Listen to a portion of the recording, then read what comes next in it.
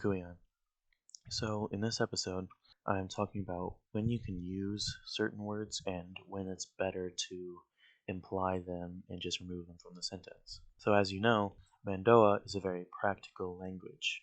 So, the easiest and fastest way to say a sentence that conveys all the necessary information is usually the best one and the most preferred. So, generally, there are 4 times when you should remove words from a sentence and only imply them. And so the first one being articles, second being to be, third being tense, and the fourth being pronouns. This isn't a comprehensive list, but this is just generally when you should do implied or when you should have it in a sentence.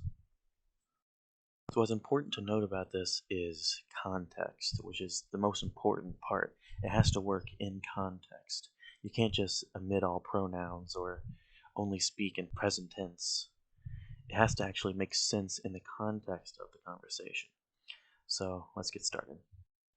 Number 1 is using articles. Articles are a, an, and the in English. In Mando'a, a and an are the same. It's just ain. But there are 2 versions of the. There's te, which is the generic the, and har, which is used with much greater emphasis. But they are all very rarely used because most of the time they don't really add anything to the sentence's meaning, only its syllable count. But that doesn't mean they can never be used. You can use them in contexts where it makes sense to specify using an article. For example, I have this road scenario. So, ubiquitous means this is way. No article is used, and is also isn't used, which will be explained in section 2. So the reason no article is used is because you would use ubiquitous when showing someone the way to get somewhere. So let's say they ask how to get home. You can point at the road that leads home and say ubiquitous. No article at all is needed. You don't need to specify because it's just the one road. Now imagine there's 2 roads, but both of them lead to the same place. You could say ubiquitous. This is a way, but it's not necessarily the only way. And since it doesn't matter which way they go, ain isn't necessary. But if you want to specify it's a way, but not the only way, you can use it. Now imagine there's 2 roads still, but only one of them leads home. This part you would use the ubiquitous. This is the way of these 2 roads. But again, the is only specifying between the 2 roads, and since you're already pointing, it can be implied or used, it doesn't matter. Now, the last way of using the is har, and it's a little bit different. You wouldn't use it in the road scenario. You use it only for the most emphasized expressions. For example, ubiquitous. This is the way. It doesn't mean the way to a destination. It means it is the way, the only way, the way of life, the way of the Mandalore. The difference between te and har is this is the way and this is the way. Anyway, I've discussed articles for too long. Now on to be. Section 2 is to be, which in English is the verbs is, are, am, stuff like that. In Mando'a, it's kuya, and it is never ever used in common Mando'a speech, except for in passive voice. Now, never is a harsh term, and while it isn't really never, to be shouldn't be used unless it actually really is necessary and that it adds something to the sentence.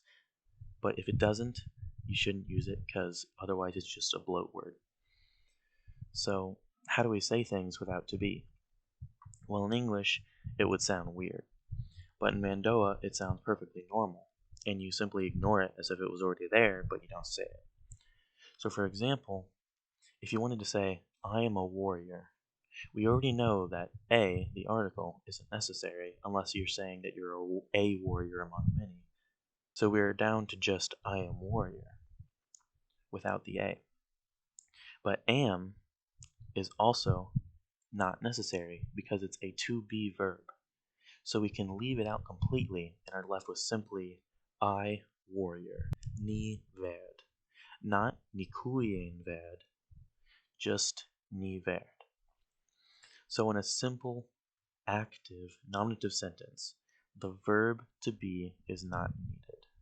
Ni verd, I warrior, gar vorpan, you green, kesh dikut, he idiot.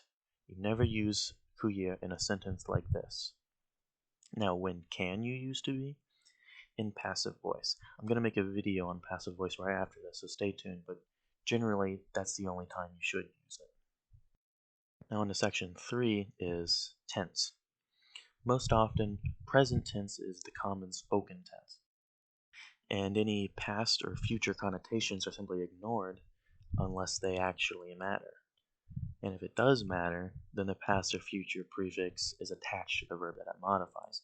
But generally, present tense is fine, and you don't add a prefix at all. So for example, if someone asks you if you like a certain food, you can answer in present tense if you like the food is constant.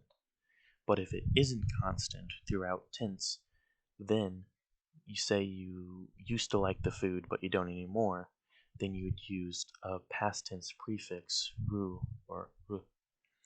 Or let's say you don't like the food now, but you think you'll like the food in the future, then it would be appropriate to use the future tense prefix ven. But if the answer is constant regardless of tense, then you don't need the tense prefix. So if you like it in the past to present and you think you'll like it in the future, then you don't need to use a tense prefix at all. So now for the last section, pronouns. So pronouns in context can be implied and removed from the sentence. So for example, someone asks if you know someone. Chion Kartailikesh, do you know him? Notice how the you in the question is implied and isn't actually said. It's not, do you know him? It's just, know him? But anyway, you can respond with, I know him, Nikartailikesh.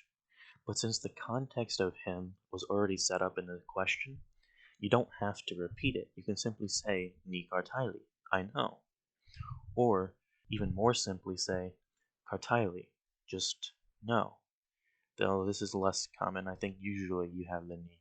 And I just realized this is actually a yes or no question.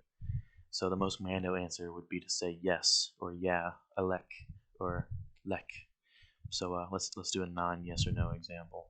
Say someone asks, "What is that?" while pointing at a helmet. Tionebak. You can simply say bushe. No need for a pronoun. You don't need to say ibak, which is that. You don't have to say ibak bushe because it's already set up in the context of the question. You could say ibak bushe, but since simply bushe is faster and easier, that's the one to go for. Now, that is a long enough video. Stay tuned for the passive voice video, which should come pretty close after this one, hopefully. But